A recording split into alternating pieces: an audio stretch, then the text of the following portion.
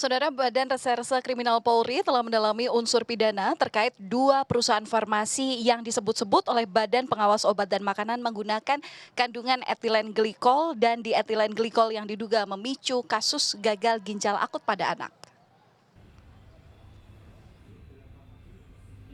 Tim gabungan Bareskrim Polri akan memeriksa 2 perusahaan farmasi yang diduga melanggar ketentuan dalam penggunaan etilen glikol atau EG dan dietilen glikol atau DEG.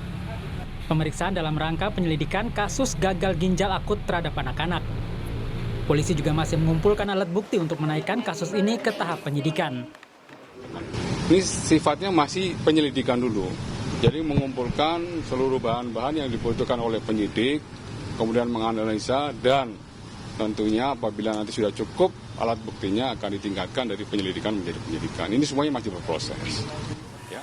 Sebelumnya, Kepala Badan Pengawas Obat dan Makanan BPOM, Penny Lukito mengatakan ada 2 perusahaan farmasi yang akan ditindaklanjuti secara pidana terkait penggunaan etilen glikol dan dietilen glikol dengan konsentrasi sangat tinggi.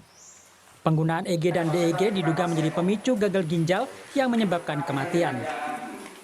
2 industri farmasi sedang berproses untuk upaya penegakan hukum.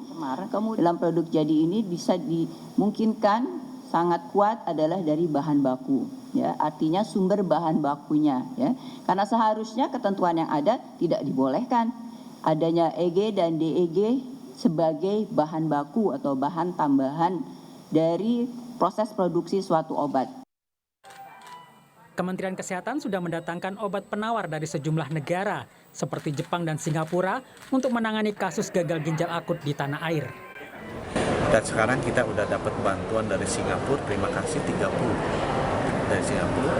Dari Australia kita dapat 16 for free. Dan sekarang kita working dengan Jepang. Ya, mudah-mudahan kita bisa dapat atas 100 sampai 200 dalam bentuk kirim.